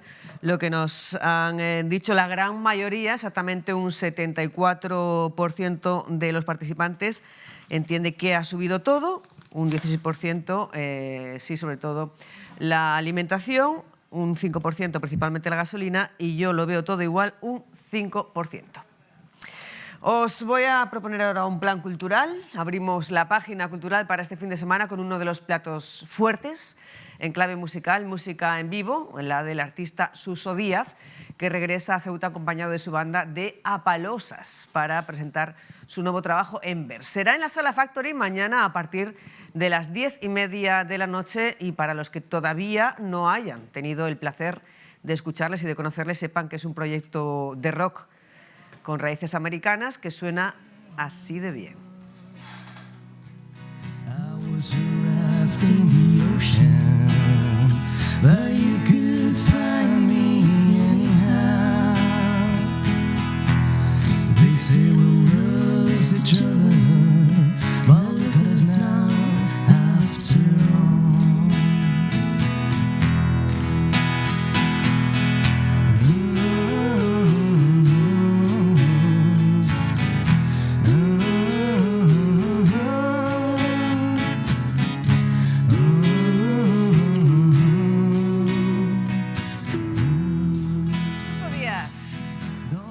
Suso Díaz, músico, líder de la banda, líder de Suso Díaz and the Apalosas. Muy buenos días.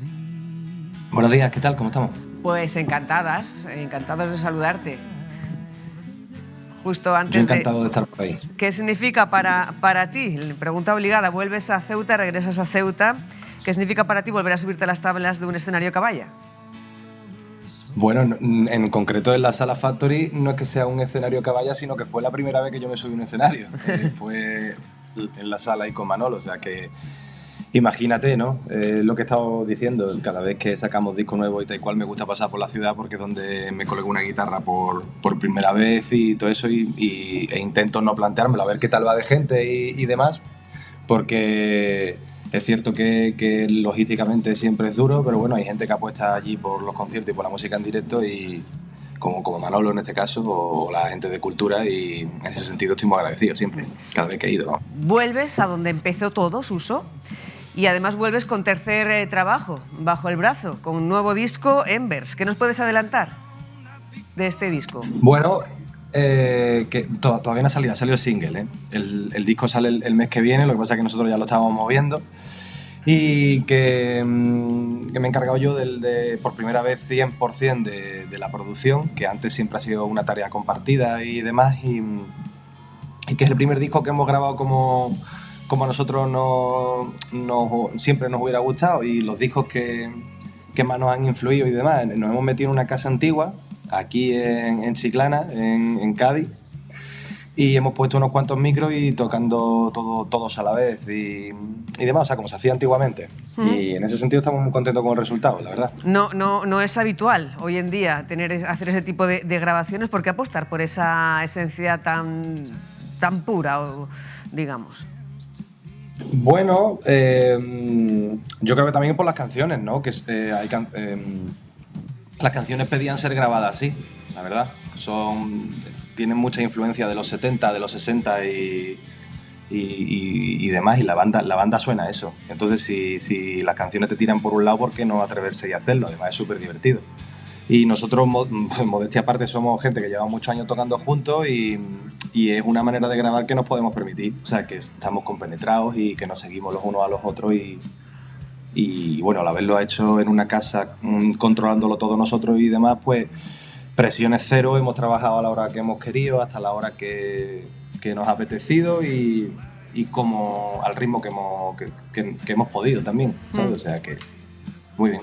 Háblanos un poco de las letras del disco y también de la inspiración que ha parido el disco.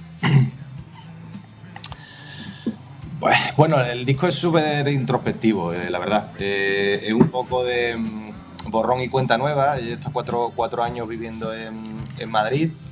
Ahora he vuelto aquí al sur y demás. Y bueno, las letras van un poco de eso, de empezar otra vez de cero, de manera distinta, o de tomar otro camino y demás. Y lo que sí es cierto que yo tenía como un disco preparado para entrar a grabarlo y demás, y en diciembre del año pasado empecé a escribir un mogollón de canciones súper rápido y seguidas y muy inspirado por Bob Dylan, sobre todo el Bob Dylan de los 60 o sea, el Bob Dylan rockero, por así decirlo. Y eso fue lo que hizo que cambiáramos el rumbo y empezáramos a plantear este disco en vez del que estaba anteriormente planeado, ¿no? Y básicamente ha sido eso, ya te digo, es un disco con letras bastante largas y demás, pero a su vez es cañero y creo que en directo hay momentos para todo, hay momentos muy bailables, muy cañeros, luego también canciones más lentas y demás, o sea que creo que al final ha quedado algo muy, muy equilibrado. Hemos grabado 14 canciones y van a salir 7, o sea que hemos cogido las que mejor casan las unas con las otras y las otras pues ya veremos cuando salen, vamos. Bueno, pues para despedirnos, ¿qué va a vivir el público este sábado en tu regreso a donde todo empezó, Suso? ¿Por qué no podemos faltar mañana en la Sala Factory? Hombre, porque se lo van a pasar bien. Es fundamental en esto. Van a ver un concierto de una banda de amigos con un sonido bastante bueno y sobre todo muy atípico aquí en España. No sonamos a una banda española, dicho por extranjeros, no dicho por mí. Así que van a escuchar americana, blues, cañero y rock and roll y se lo van a pasar bien, ya está. O sea, es que por 10 euros, o sea que... Por 10 euros pueden comprar la entrada en la página que tienen en pantalla, entradas.factoryprem.es. Suso, muchísimas gracias por conectar con nosotros. Que tengas un dulce y buen regreso a tu Ceuta. Nos vemos mañana, 10:30 en la Sala Factory. Muchísimas gracias a vosotros por hacerme un hueco. Muchas gracias, de verdad. Un placer. Hasta mañana. Pues ya lo saben, ese es el plan que les proponemos, plan musical para este fin de semana, mañana, sábado, 10:30 en la Sala Factory. Y el plan deportivo, el partido del Ceuta que se enfrenta al Zaragoza, a un equipo clásico que está en apuros. ¿Qué resultado? Partido vital para el Zaragoza, pero vital. Yo creo que 1-1. 1-1. Empate. ¿Tú? Me quedo también con un empate y además voy a recuperar las palabras que dijo Nayín. Dijo, yo espero y deseo que el Zaragoza se salve y que el Ceuta quede lo más arriba posible. Muy políticamente correcto. No, es que la verdad, vamos a ver, porque no, y me parece hasta coherente porque además es que el Ceuta, los partidos que juega fuera, no los termina de materializar. Entonces puede salirnos un mal partido en este caso allí en Zaragoza. Por lo tanto, yo creo que un empate para que el Zaragoza se salve y nosotros pues podamos sumar un puntito más. Con un empate va a tener difícil salvarse, pero bueno. Bueno, ¿Y Joaquín? si gana. Yo prefiero que gane el Ceuta. aunque la verdad que nunca he entendido cómo el Zaragoza y el Málaga no consiguen una estabilidad en primera división que de acuerdo a sus poblaciones deberían tener. El Málaga va camino de hacerlo este año. ¿Y ustedes qué resultado, qué pronóstico hacen para ese partido de mañana, 4:15 de la tarde, Real Zaragoza, Agrupación Deportiva Ceuta? Estas son las respuestas. Muchísimas gracias a los tres. Que paséis buen fin de semana. Nos vemos la próxima. Pronóstico, Zaragoza-Ceuta. Pues yo creo que este fin de semana vamos a ganar, ya que el Zaragoza es colista. Nosotros tenemos a priori más fácil, aunque últimamente estamos con una mala racha, pero yo creo que podemos este fin de semana ganar un 0-2, 0-3. Y te digo los goles: Marcos y Basinga, que está últimamente también goleado. Yo, la verdad, de lo poco que he estado viendo de Ceuta, creo que estoy bastante contento con el rendimiento. Creo que están haciendo una temporada envidiable, sinceramente. Creo que están dando cátedra de que, pese a que somos una ciudad pequeña, pues estamos esforzándonos un montón. Y si tengo que mojarme con la porra, un 2-0. Venga, un 2-0. Por supuesto, para el Ceuta. Va a quedar 1-2, va a ganar Ceuta, porque últimamente los resultados no son bastante buenos, aunque yo veo al equipo con gran actitud y con posibilidades de ganar el partido, la verdad. Venimos de un 0-0 bastante igualadillo, pero la verdad que viendo una rachita que hemos tenido de bajar mucho, de subir mucho en general, yo diría que, viendo al Zaragoza como está jugando también, diría que tenemos oportunidad de ganar un 2-0 incluso. Nos veo bastante bien, sí. Yo no veo fútbol. Pues como estamos en Ceuta, ¿no? Pues que gane el Ceuta, ¿no? Pues yo veo que el Ceuta está jugando muy bien. Estos últimos partidos lo he estado viendo y han estado muy bien, y yo creo que van a quedar pues 2-1. ¿Para el Ceuta? Sí, para el Ceuta. Pues yo lo veo bien, aunque sea un poquito malo, así que yo diría de un resultado un 1-2, seguramente. Bueno, objetivo cumplido, que era lo importante, y me gustaría, bueno, el corazón dividido, no me gustaría que descendiera el Zaragoza, porque tengo familia allí y tal, pero quiero que gane el Ceuta, así que vamos a ponerle un 1-2 para el Ceuta y que sigamos con la racha, a ver si podemos quedar lo más para arriba posible. Pues la verdad, bastante bien lo veo, y un resultado que yo le he hecho, yo diría 2-1 para el Ceuta. Yo creo que el Ceuta últimamente no está jugando tan bien, fuera de casa como aquí en casa, y yo creo que un 2-1 para el Ceuta sería un resultado favorable para nuestro equipo, y a ver si se puede. Bueno, creo que a mitad de temporada empezó a bajar un poquito más el nivel, y mira que habían empezado bien. Creo que un 2-2 creo que estaría bien, la verdad. Creo que sería un buen resultado. Yo el equipo lo veo muy bien. Yo pienso que tienen... yo creo que pueden ganar, ¿vale? Como mucho yo les pongo un 2-1, pero parte de Ceuta. Esos son los resultados en la calle. En la encuesta digital, el 65% pues lo siente por el Zaragoza, pero entiende que va a ganar el Ceuta.